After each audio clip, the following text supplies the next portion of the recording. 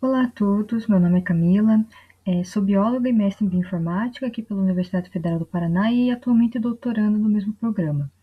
É, Nessa videoaula eu vou apresentar para vocês o tópico de algoritmos genéticos, né? Então, nesse minicurso de inteligência artificial, o primeiro tópico referente a um dos métodos da inteligência artificial será esse, que é o do algoritmos genéticos. Então, primeiramente, o que seria um algoritmo genético, certo? Como eu falei, ele é um dos métodos, né, um dos modelos utilizados para a aprendizagem. Fazendo uma definição bem geral, o algoritmo genético, também conhecido como GA, né, do inglês Genetic Algorithm, ele é um algoritmo dito meta-heurístico. Então, ele não busca resolver um problema analiticamente, ele vai buscar resolver ele por um processo de busca de soluções possíveis. Então, eu tenho não uma solução única para o problema, mas eu tenho várias soluções possíveis. E eu estou buscando encontrar qual é a melhor delas. Então, dentro de uma grande quantidade de soluções possíveis, eu vou tentar encontrar a melhor. E esse problema ele é resolvido encontrando uma solução global ou uma solução local. Ficou um pouquinho confuso? Então vamos tentar entender um pouquinho, parte a parte, o que isso significa. Então, primeiramente, o que seriam problemas que podem ser resolvidos analiticamente? Por exemplo, x ao quadrado é igual a 4.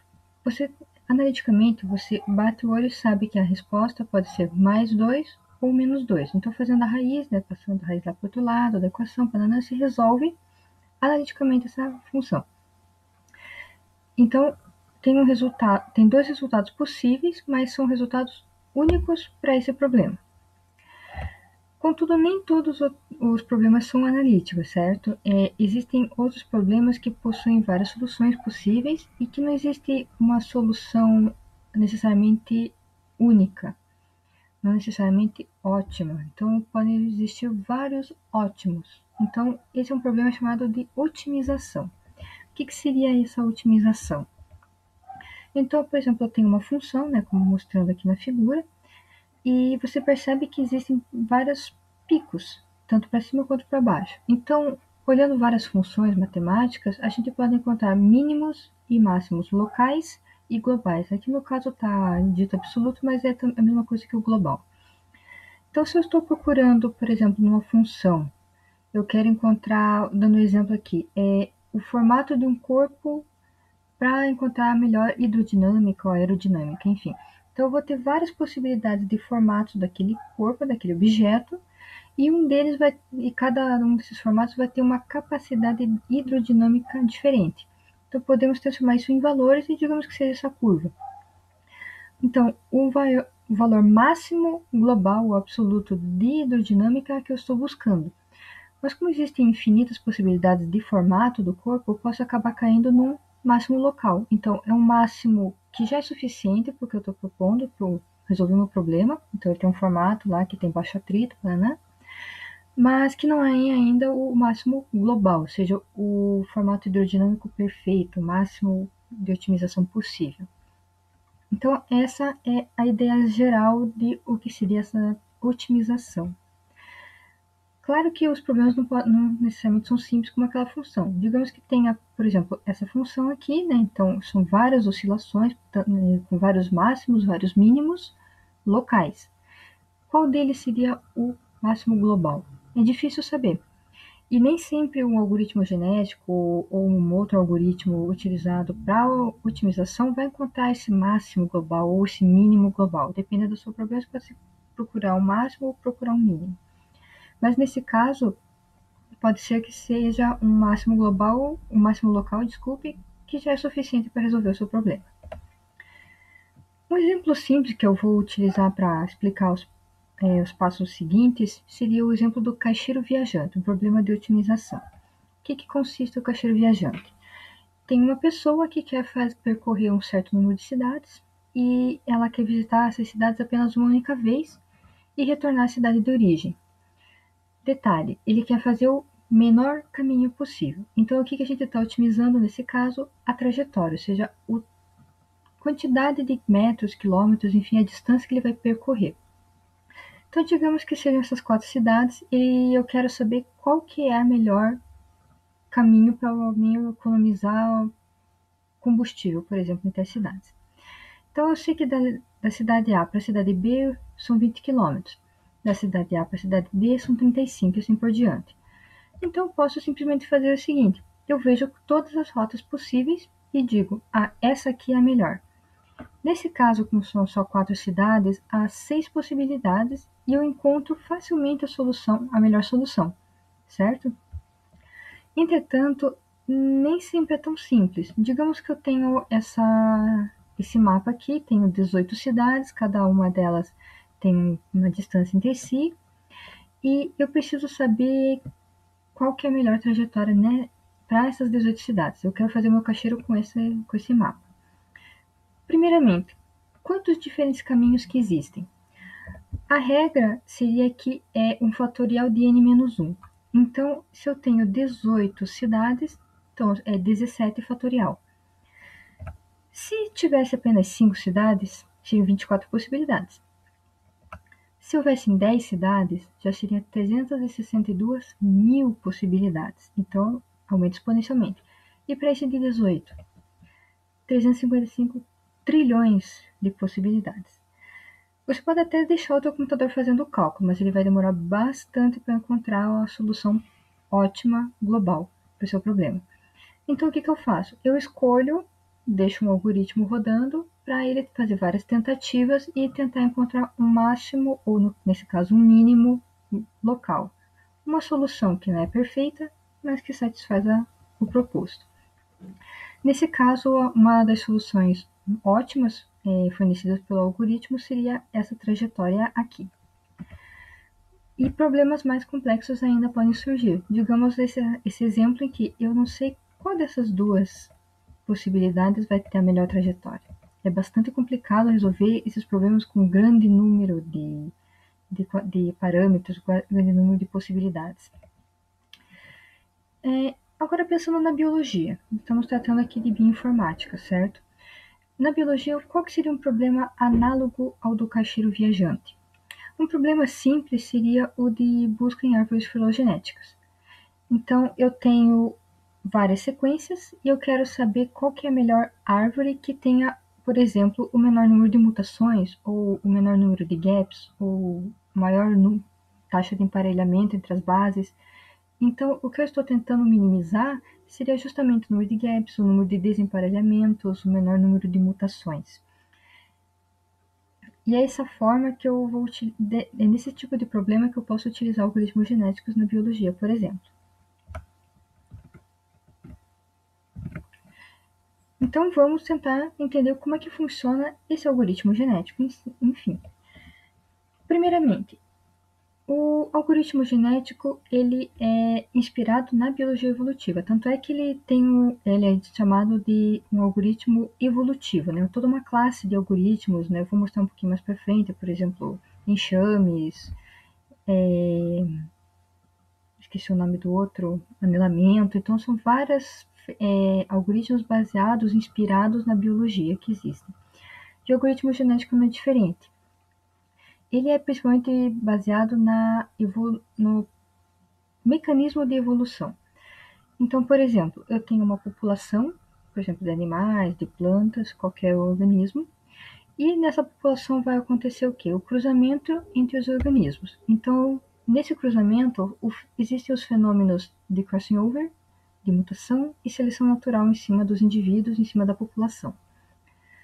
E, analogamente, e inclusive puxando a mesma nomenclatura, vai acontecer uma coisa muito similar com o algoritmo. Então, eu tenho uma população numérica. Então, por exemplo, pegando o exemplo do caixeiro viajante, eu tenho lá um vetor, e esse vetor dá a sequência de cidades que eu vou visitar. A cidade A, depois a cidade Z, depois a cidade D, Paraná. E entre cada uma tem uma distância, e eu vou tentar minimizar essa distância. Então, a minha população, na verdade, ele é um vetor com essa distribuição das cidades, ou seja, essa minha sequência que eu quero otimizar. E como é que eu vou fazer para otimizar isso? Utilizando o crossing over, ou seja, um processo de reprodução em que acontece uma troca de alelos, né? Então, pensando biologicamente, eu tenho dois organismos, cada um deles vai doar para o seu o filho um cromossomo e vai ter uma possibilidade de troca e pode também ocorrer alguma mutação. Então, mutação também é um outro fenômeno que é utilizado. Então, eu tenho uma certa sequência de DNA e acontece uma mutação e altera a proteína. Similarmente, dentro dessa população numérica também vai ter uma mutação dentro desse vetor que vai alterar a minha sequência. Outra possibilidade também que acontece é a seleção natural. Então, os organismos que têm um melhor desempenho, então, nesse caso, que tem um melhor fitness, ele vai ser o que vai ter a menor trajetória. Então, se eu estou buscando a menor trajetória entre as cidades, a menor distância, então vão ser selecionados esses indivíduos, né, pensando numa população numérica, que vão ter um favorecimento na sua reprodução, vão ser guardados como parte de uma elite. Esse é o panorama geral, mas vamos ver passo a passo como é que funciona. Então, primeiramente, vamos gerar uma população. Como é que eu gero essa população inicial? Aleatoriamente. Então, eu tenho um mapa com 10 cidades e eu tenho uma matriz de distâncias entre cada uma das cidades. Então, eu gero aleatoriamente lá uma população com 100 vetores, variando a sequência entre as cidades. Por exemplo, da cidade 1 para a cidade 3, para a cidade 4, e assim por diante. Então, eu vou fazer o que em seguida? Eu vou calcular o fitness, ou seja, eu vou calcular a distância, o caminho total percorrido. Então, eu pego lá minha matriz de distância, da cidade A para a cidade D, tem tal distância, da cidade D para a cidade E, tem tal distância, eu vou fazendo somatório e eu tenho um valor. Esse valor, quanto menor, melhor, e eu vou selecionar quais os que têm o menor valor e vou chamar eles de elite. Digamos que dessa população de 100 eu guarde 5 indivíduos melhores, porque pode ser que numa próxima geração os indivíduos acabem piorando, por exemplo, né, nessa questão da distância. Então eu vou selecionar já os que têm o menor valor para garantir que os melhores, que podem ser os meus mínimos locais, estejam guardados. Guardei a minha população elite. O que eu faço agora? Eu vou fazer um cruzamento. Então eu tenho 2 organismos, 2 vetores, e eu misturo eles. Pego um pedacinho de um, coloco um pedacinho de outro e tento variar essa sequência. Variar essa sequência, então eu já tenho os parentais e eu gerei os filhos. Então, nesse processo, eu já gerei a minha população filha, certo? Então, eu tenho parental e gerei uma segunda população, uma segunda geração. Em cima dessa segunda geração, o que eu vou fazer? Vou gerar mutações. Da mesma forma que tem no nosso DNA, então eu posso alterar pontualmente em alguns indivíduos essa sequência. Por que eu vou fazer essa mutação? Porque ele permite explorar aquele espaço. Como eu tinha mostrado anteriormente, deixa eu voltar aqui. Eu tenho, por exemplo, uma função e eu estou numa certa posição aqui. Se eu altero, causo uma mutação, eu consigo fazer esse carinha aqui saltar para um outro ponto que pode ser mais próximo de um mínimo local. Então, eu estou tentando alcançar, variar, explorar esse espaço em busca desse mínimo local. Certo? Fiz todos esses processos, misturei, selecionei uma elite, causei mutações em cima dos organismos, vejo tudo novamente. Então, eu vou lá, calculo novamente o fitness, vejo quem que é elite. Então, isso em várias gerações. Digamos lá que eu selecione um número N, por exemplo, 500 gerações, e eu vou otimizando, sempre melhorando. Então, ele vai fazendo uma tendência, uma descida no gradiente, que geralmente se chama, até encontrar um ponto ótimo. Sempre tendo a possibilidade de explorar o espaço ao redor. Esse aqui seria, digamos, um esqueminha mostrando isso que eu comentei. Deixa eu ampliar um pouquinho aqui para vocês. Então, eu gero a população inicial, calculo o fitness, então, quem são os melhores da minha população, guardo os melhores para a população seguinte exatamente como estão intactos, realizo o crossing over, ou seja, a mistura desses organismos, e um detalhe, essa mistura desses organismos, ela tem uma certa tendência. Os que têm melhor fitness tendem a se cruzar com maior facilidade do que os outros. Então, eu aumento a chance dos que têm melhor fitness a se misturarem do que os outros que têm o pior fitness. Equivalente a uma seleção natural. Se você tem um organismo muito bem adaptado ao seu ambiente, a possibilidade dele gerar cria é muito maior do que um organismo que, por exemplo, não está muito bem adaptado ao seu ambiente. Então, pegando essa sacada de seleção natural, também foi aplicado no algoritmo. E, por fim, gera mutações, como também naturalmente acontece numa população. E eu realizo, então, esse processo em ciclos. Então, eu tenho um certo número de gerações e eu vou repetindo esse número de ciclos. Então, eu tenho o que a gente chama de critério de parada.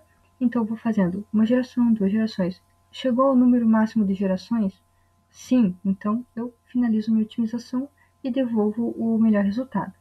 Ah, não terminei ainda? Então, repito o ciclo. Agora, vamos tentar ver essa ideia do mínimo e do máximo global visualmente. Digamos que eu esteja tentando otimizar e encontrar o máximo global, acabei escrevendo aqui mínimo, mas era máximo, e aqui dessa função. Batendo o olho, percebemos que o máximo global vai estar bem nesse ponto aqui em cima no pico dessa curva.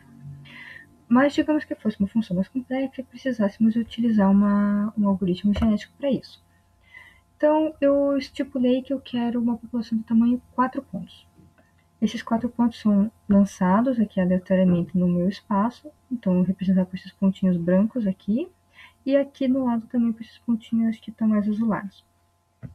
Você olha aqui e pode dizer qual que seria o que tem o melhor fitness, qual seria escolhido para ser parte da elite. Esse ponto aqui, que está mais próximo do pico. Então, se essa aqui fosse a última rodada desse meu procedimento, dessas gerações todas, o meu melhor valor seria justamente esse. Não está no pico, não está no ótimo global, não está, mas está bem próximo. E esse aqui seria o melhor ponto. E um detalhe, como eu tinha comentado, esses pontos que estão mais próximos, ou seja, estão mais altos, mais próximos do meu máximo global, eles vão ter uma maior chance de se realizarem crossing over, ou seja, de serem escolhidos como parentais da população filha, do que esses pontos que estão numa região mais baixa. Então vamos entender como é que funcionaria um pouquinho mais de detalhes. Como é que acontece essa crossing over? Como é que troca? Muito dos algoritmos genéticos, eles ainda utilizam uma população binária. Então eu tenho um número binário, então, por exemplo, aqui eu tenho 2 parentais, e ele tem essa sequência aqui de bits. 1, 0, 0, 1, 1, 0, 1, e que em bytes, né, ele é convertido para o número de 177.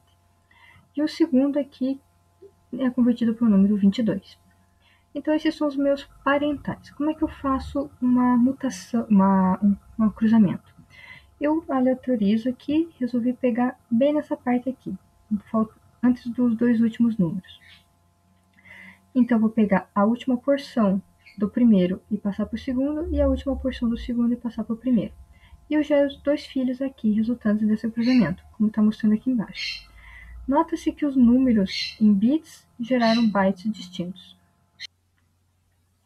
Esse é o princípio geral do como funciona a origem dos filhos, né? Ou seja, a ideia do crossing dentro de uma população numérica. Então, eu basicamente tenho vetores e eu realizo trocas de partes desses vetores que resultam em números diferentes. E pode-se notar que resultaram em números bastante diferentes. Da mesma forma, usando esse mesmo princípio, acontece a mutação. Eu tenho um vetor binário e quando acontece, por exemplo, a troca de um bit 0 por um bit 1, o número é alterado, passando de 17 para 19, por exemplo. Então, entendido como funciona, e pelo menos dessa maneira mais geral, esse algoritmo genético, naturalmente dá para se aprofundar muito mais, né, nos conceitos, mas tendo essa noção, podemos realizar uma prática agora de como que dá para utilizar o algoritmo genético num problema. Vamos pegar um problema bem simples, uma função. Digamos que eu quero otimizar essa função. X mais 2y, tenho 2 incógnitas de um lado, igual a 3z ao quadrado mais a, mais 2 incógnitas. Então, eu tenho 4 incógnitas dentro da minha função, e eu quero saber quais valores podem satisfazer essa equação. Bom, existe uma infinidade de possibilidades para que eu possa colocar nessas variáveis. Mas não queremos todas elas, não queremos apenas uma que satisfaça essa equação. Então, como que a gente pode fornecer isso para o nosso algoritmo? Digamos o seguinte, se eu colocar 10 como o x, o y como 5, o z como 1 e o w como 3, será que essa equação vai ser satisfeita? Vamos ver. Substituindo aqui os valores, eu do lado direito eu obtenho um valor de 6 e do lado esquerdo eu obtenho um valor de 20. Então, há uma diferença de 14. Então, o meu erro é de 14 pontos.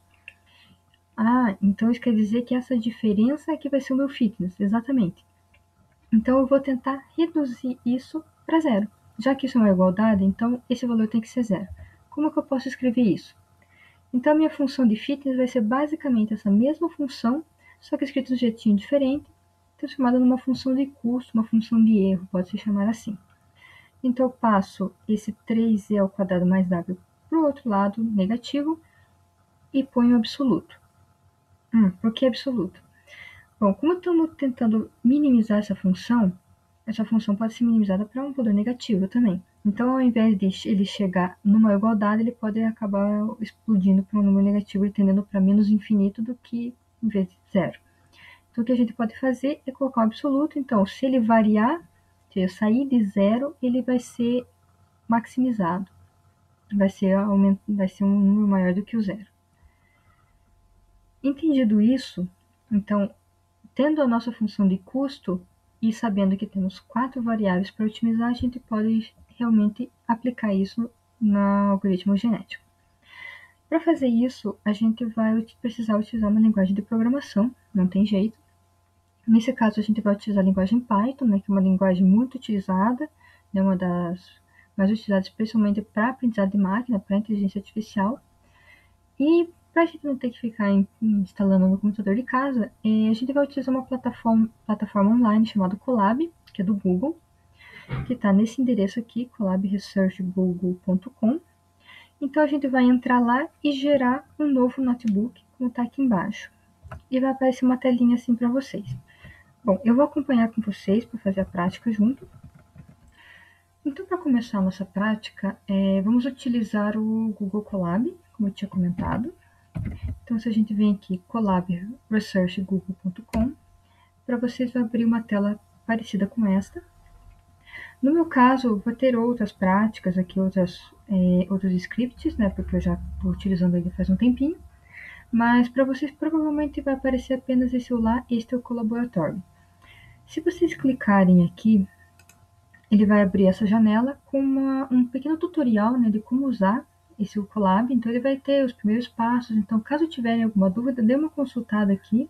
Ajuda bastante a entender como é que é o procedimento. No nosso caso, vocês vão poder baixar o script já pronto, né, do próprio site do Bioinfo Ciências. Então, quando a gente acessar aqui, a gente pode vir em aulas e cursos ministrados. Deixa ele carregar, né? Então a gente está no site do Bioinfo Ciências. Entramos em cursos ministrados e só correr aqui a tela até chegar à inteligência artificial. Esse link aqui, material no Drive, vai levar a duas pastas, né? Uma de aulas e outra de prática. E dentro da pastinha de prática vão ter as 3 atividades que vão ser passadas, né? Essa primeira é de algoritmos genéticos, tem a de clusterização e redes neurais. Vocês podem vir aqui, fazer o download na máquina de vocês. E depois disso, quando vocês voltarem aqui, vocês podem vir aqui e fazer o upload do notebook. Ou, caso vocês tenham colocado já no comecinho, digamos aqui, tem também essa abinha aqui do upload. Vocês vêm aqui, clicam e abrem da sua própria máquina o script. Como é que vai funcionar? Então, primeiramente, quando a gente chega aqui na nossa tela, vocês estão vendo que tem parte de texto e parte de código. Essa parte de texto, né, que eu posso até colocar mais um aqui, ó.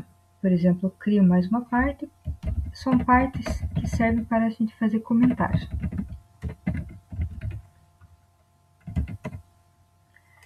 Então, podemos anotar tudo que a gente precisar, o que significa cada comando, o que está acontecendo na célula seguinte ou na anterior, o que foi feito.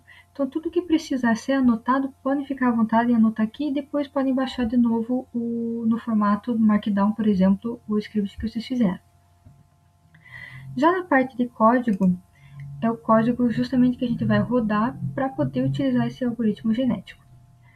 Nesse caso, a primeira coisa que a gente faz na linguagem Python seria importar as bibliotecas que a gente vai precisar. Então, é onde vão estar as nossas funções. A função já pronta do algoritmo genético, função para poder manipular matrizes, vetores, tudo que a gente precisar fazer, por exemplo, somatório, média, aquelas funções básicas que a gente geralmente usa, tem tudo pronto, é só a gente importar as bibliotecas. Primeiramente, a gente vai importar essa biblioteca aqui, o NumPy, né? A gente vai usar como apelido esse NP, para ficar mais fácil, em vez de ficar escrevendo NumPy o tempo inteiro, a gente escreve só NP. Então, o formato da chamada dessa biblioteca fica import NumPy as NP. Depois, a gente tem a biblioteca chamada Genetic Algorithm. Essa biblioteca, ela não está pronta já aqui, não está disponível no Colaboratory, nesse Google Colab, então a gente pode fazer a instalação dela na nossa área aqui. É só a gente usar esse aqui, pip install Genetic Algorithm. Nesse caso, a gente vai, depois que estiver instalado, a gente faz a chamada dele e dá um nome para ele de GA, para ficar também mais curto, em vez de ter que ficar escrevendo tudo aquilo todas as vezes que for utilizar. Como é que eu faço para rodar isso?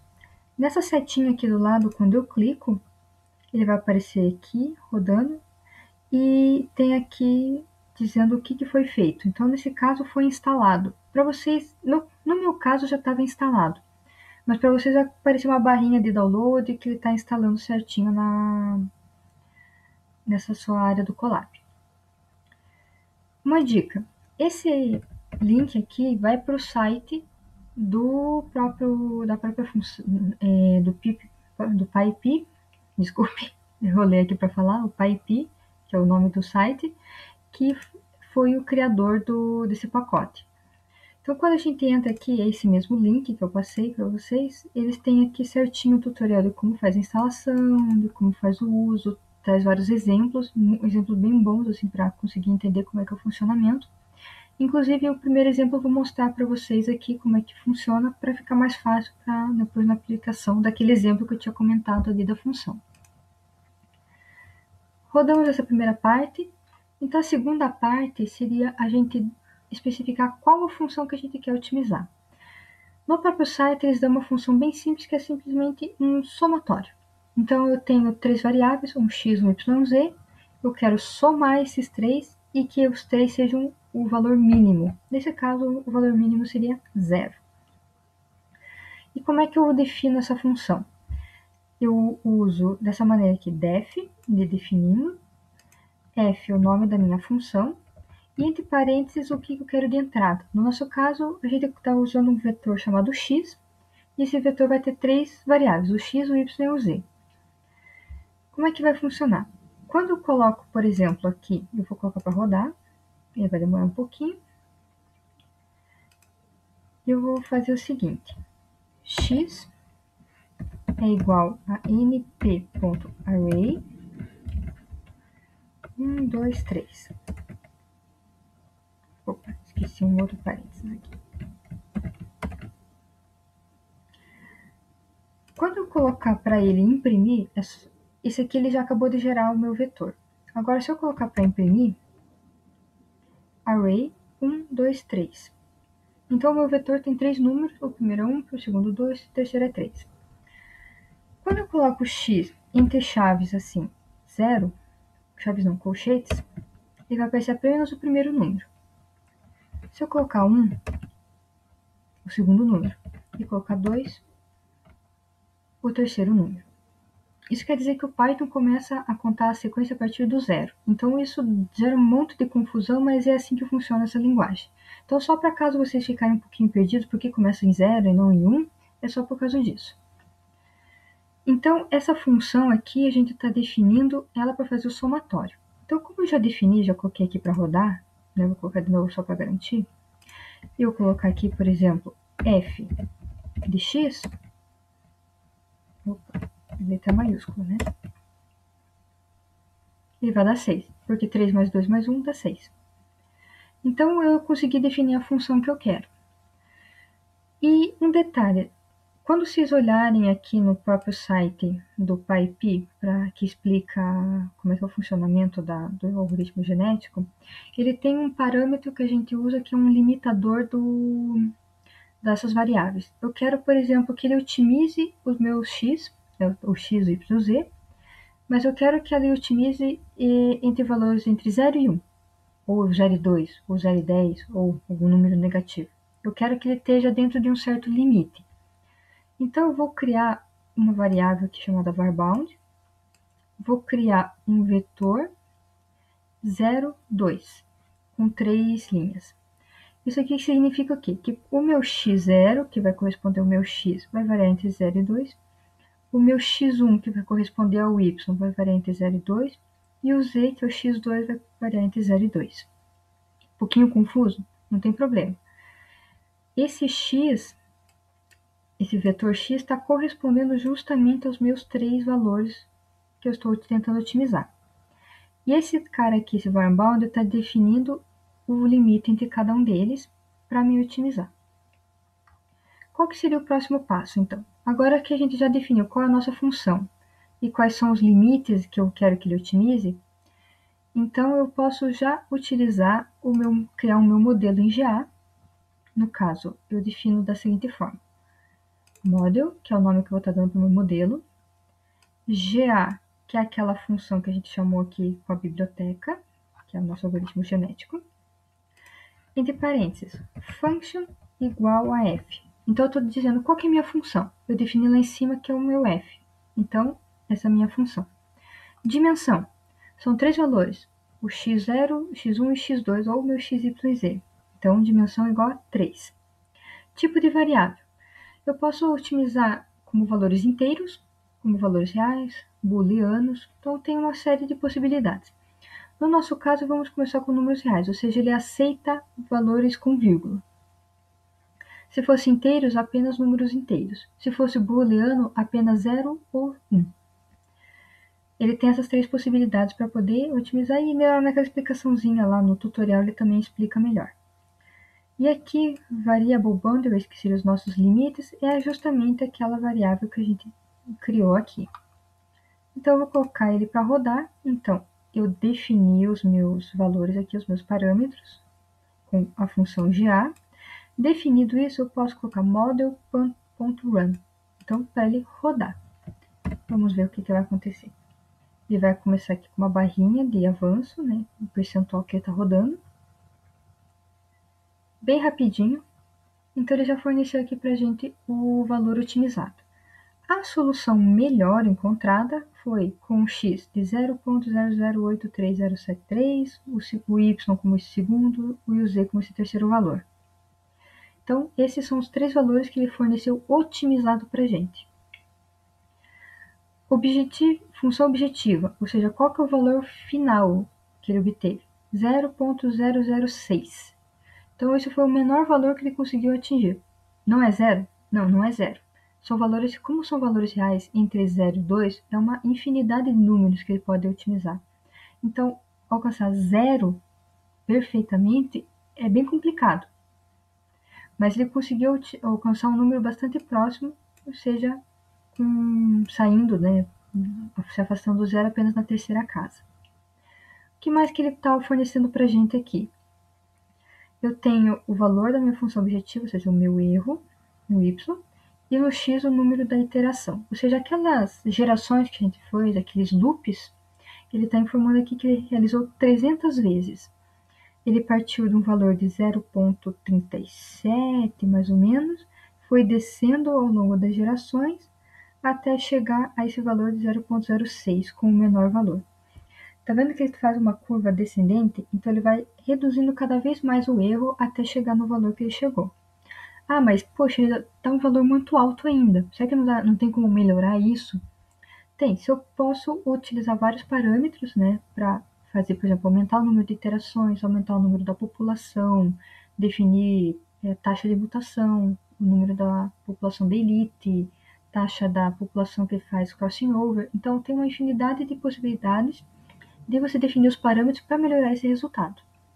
Esse é um exemplo bem simples, apenas para mostrar o funcionamento de como que acontece.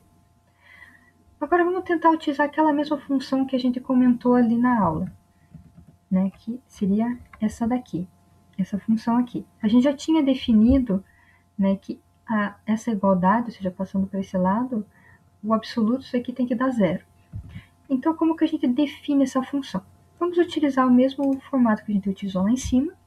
definimos a função f como sendo o absoluto do absoluto da soma dos dois primeiros termos, menos o absoluto da soma dos outros dois termos. Então, eu tenho, para otimizar, os 4 valores agora. Então, vai de x0 até x3. Então, como são 4 dimensões, aquelas limites eu também tenho que alterar. No caso, eu vou alterar aqui para 4, ou seja, 4 linhas, variando de 0 a 10. Porque esses valores, não sei, achei bacana colocar um valor diferente apenas para vocês verem que dá para a gente mudar, para a gente colocar do jeito que a gente quer, do jeito que a função que a gente está querendo otimizar exige. Então, eu vou colocar para rodar aqui. Ele já definiu aqui a função, já deu aqui os nossos limites, e exatamente igual, apenas alterando aqui a dimensão para 4, porque agora são 4 valores, eu vou rodar de novo a otimização. Eu posso clicar aqui no botãozinho ou dar um Ctrl Enter para ele rodar também a célula que eu estou selecionando aqui. Então, esperar um pouquinho ele terminar. Eu estou mostrando aqui por enquanto com valores reais. O próximo passo que eu vou dar vai ser com valores inteiros, para vocês verem a diferença que dá nessa otimização. Como vocês estão percebendo, é uma função totalmente simples, ele está rodando apenas 300 gerações, mas vocês estão percebendo como ele é bem devagar?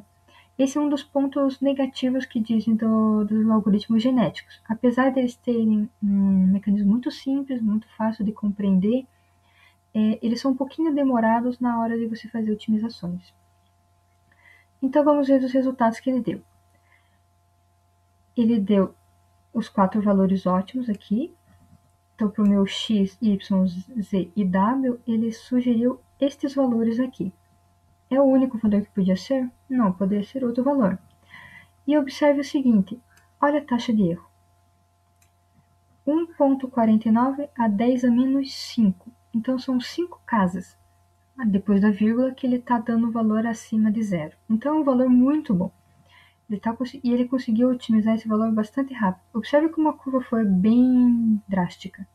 Então, ele conseguiu já nas primeiras 100, 200 loops, ele já conseguiu fazer uma otimização muito boa. Vocês percebam que, dessa vez, a otimização que ele fez foi com 2.000 loops. Ele alterou automaticamente isso por perceber, talvez, que essa função fosse um pouco mais complexa e ele exigisse maior número de gerações. Mas eu posso manualmente determinar quantas gerações eu quero que ele rode. Agora vamos ver esse mesmo exemplo, só que com valores inteiros, variando entre 0 e 10 também. Perceberam como foi muito mais rápido? Porque a possibilidade de valores que ele tem para otimizar é muito menor. Então, enquanto os valores reais eu tinha que otimizar entre 0 e 10 várias casas depois da vírgula, nesse caso aqui eu tinha apenas 11 possibilidades por variável. Então, de 0 até 10. E se vocês perceberem aqui, ele realizou apenas 160 ciclos, alcançou exatamente o valor de zero, conseguiu a nossa melhor solução aqui como sendo 8, 0, 0 e 8, e já no primeiro loop, ele já conseguiu o valor ótimo. Então, com valores inteiros, ele é muito mais rápido, muito mais prático e muito mais interessante de se utilizar, a não ser que o seu problema, é claro, exija que seja um número real. E para finalizar, nós podemos também definir quais parâmetros nós queremos utilizar dentro do nosso algoritmo genético, e a gente, para isso, define uma variável chamada parâmetros. Onde ela se encaixa, então, dentro do nosso modelo? Quando a gente vai criar um modelo com a GA, com a função GA, nós definimos qual função que nós queremos, no caso a função f, quantas dimensões, o tipo da variável, quais os limites, e adicionamos então os parâmetros. Né? A gente chama de algorithm parameters, igual ao nome da variável que a gente está estabelecendo aqui. Quais são os parâmetros que a gente pode variar? Por exemplo, número máximo de iterações, eu defini aqui como 3.000. Então, ele vai no máximo até 3.000, que seria aquele nosso ponto de corte, né? Ou seja, qual é o critério de parada. Lembrei agora, o critério de parada.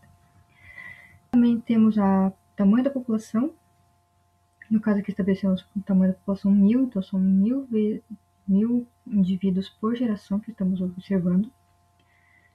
A probabilidade de mutação, então qual que é a probabilidade dos filhos sofrerem mutação? Nesse caso aqui estabelecemos como 10%, 0,1. Então, como a nossa população tem 1000 indivíduos, então 100 deles sofrerão mutação. A taxa de elite, então seria o tamanho da nossa elite, como aqui é 1%, então seriam justamente 10 indivíduos aqui da nossa população. E assim por diante. O importante é que vocês precisam colocar esse última variável aqui, né, Maximum Iteration Without Improve, como known, para que ele consiga realizar a geração do modelo, consiga rodar ele. Vamos fazer o seguinte, vamos deixar isso aqui rodando, porque vai demorar bastante, especialmente por ser 3.000 gerações, e ainda por cima com 1.000 tamanho da população, então vai demorar bastante. Vou colocar aqui para rodar, e enquanto isso a gente vai terminar a nossa prática. Então, voltando aqui para a nossa aula, a gente tinha conseguido fazer essa prática, e vamos entender quais são nossas vantagens e as desvantagens desse método. Como vantagens, primeiramente a gente tem esse método como um método muito simples, ele tem um conceito muito simples, né? O algoritmo genético você consegue, principalmente para quem é de biológicas, consegue entender facilmente qual que é a ideia por trás dele, e ele tem uma fácil implementação também. Como a gente viu ali, tudo bem que utilizamos uma função pronta, mas não é muito difícil também de construir a função do algoritmo genético no caso. Uma das outras vantagens é que ele evita de ficar preso nesses mínimos locais, né, dentro do nosso espaço, por meio das mutações. Então, pelo fato de ele ter uma mutação, conseguir fazer com que ele pule de um certo ponto para um ponto bem distante, alguns indivíduos da população, ele consegue explorar melhor esse ambiente e, conseguindo encontrar uma região com mínimo melhor, ele consegue explorar melhor essa região e alcançar um valor bom. Não garante que seja um mínimo global, né, que seria uma das desvantagens do método, mas ele consegue obter um resultado bastante vantajoso. Outra vantagem é que se exige apenas conhecer qual que é a função de fitness. Eu só preciso conhecer o que eu quero otimizar. Então, conseguindo desenhar a função de fitness e sabendo as variáveis que eu quero otimizar, você pode utilizar facilmente o algoritmo genético. Uma última desvantagem é que ele pode ser muito lento. Problemas muito complexos que exigem vários cálculos, ou seja, a cada geração eu exijo calcular uma série de coisas a cada loop, ou seja, para cada indivíduo eu preciso calcular um fitness muito complexo, ele vai ficando muito mais demorado. Então, e quanto mais loops precisar, mais demorado vai ficar. Mas vamos ver algumas aplicações que existem da GA. O primeiro dele é a predição de estruturas tridimensionais de moléculas, né? Então, uma abordagem mais de bioinformática, mais de biológicas, eu consigo prever a estrutura 3D de algumas moléculas, proteínas, por exemplo.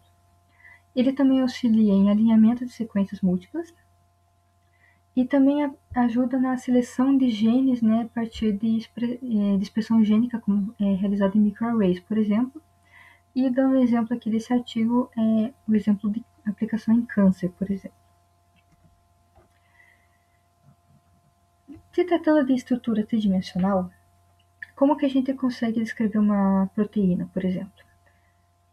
A proteína ela é composta por vários átomos, ou por pequenas partes, né, por moléculas dentro dos polímeros, os monômeros da minha proteína, que seriam os aminoácidos, e a orientação e posição que essas moléculas estão entre si.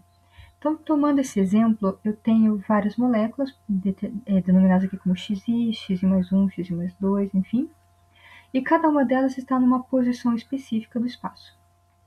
Não apenas numa posição específica, mas como a gente também tem certos ângulos e certas orientações dessas moléculas dentro desse espaço. Então, com o objetivo de tentar encontrar um menor nível energético para essa estrutura, ou seja, encontrar um estado mais estável, a gente consegue otimizar utilizando uma função de fitness que define o nível de energia, com base nas posições. Então, as minhas variáveis seriam as posições e as orientações, por exemplo, os ângulos entre as moléculas, e o meu fitness, ou seja, o meu erro, seria o nível de energia que eu quero otimizar reduzindo esse nível. Um outro exemplo seria o do alinhamento. Como eu tinha comentado para a construção de árvores filogenéticas, também é aplicado, no caso, ao alinhamento de sequências, então, tentar reduzir o número de gaps e o número de desemparelhamentos, né? Então, por exemplo, o C e o C, o G e o G, que são todos emparelhados, ou seja, são iguais entre as duas sequências, mas o A e o C são valores diferentes, ou seja, teve uma mutação ali. Então, tentar minimizar isso, o mínimo de mutações, é o ideal. E, reduzindo isso, entra na nossa função de fitness, que é reduzir o menor número dessas ocorrências, né, dentro da nossa sequência. Nesse caso, essa aula foi sobre um único algoritmo, que seria o algoritmo genético, que faz parte de uma família de algoritmos, que seriam os algoritmos evolutivos ou métodos evolutivos. Aqui tem uma listagem com alguns desses métodos, e se vocês perceberem, o nome deles é bastante interessante, que eles lembram muito a biologia. Então, além do algoritmo genético, temos o simulated annealing, que é de anelamento mesmo, que é similar ao processo de PCR, né, de aquecer e resfriar, separar e juntar as moléculas do DNA. Tem a busca em tabu, e se você olhar todas as outras, todas lembram alguma coisa de biologia. Por exemplo, enxame de partículas, alguma coisa relacionada com peixes, o cardume de peixes, no caso, um sistema artificial imune, colônia de abelhas, colônia de formigas. Então, são todos métodos que utilizam a ideia de uma população, então, um cardume de peixe, uma colônia de abelhas, né? E todos eles buscam que esses indivíduos, né, por exemplo, a formiga, a abelha, consigam se espalhar dentro de um certo espaço e conseguir obter uma solução ótima para o seu problema. Bastante similar com o algoritmo genético, mas com uma formas diferentes, todas elas bio-inspiradas. E como eu tinha comentado, os algoritmos genéticos eles são mais comumente utilizados em associação do que sozinhos, né? E esses métodos híbridos, como a gente pode chamar, são muito vantajosos. Um primeiro exemplo seria o uso de GA para redes neurais. Então, quando a gente falar de redes neurais, a gente vai descobrir que eles possuem vários pesos entre as ligações entre os neurônios, e esses pesos podem ser otimizados com um algoritmo genético, por exemplo. Bom, era isso que eu tinha para comentar para vocês, né? Fico à disposição para tirar as dúvidas, né? Deixo aqui algumas as referências que eu tinha comentado, caso queiram dar uma olhada, e o meu contato.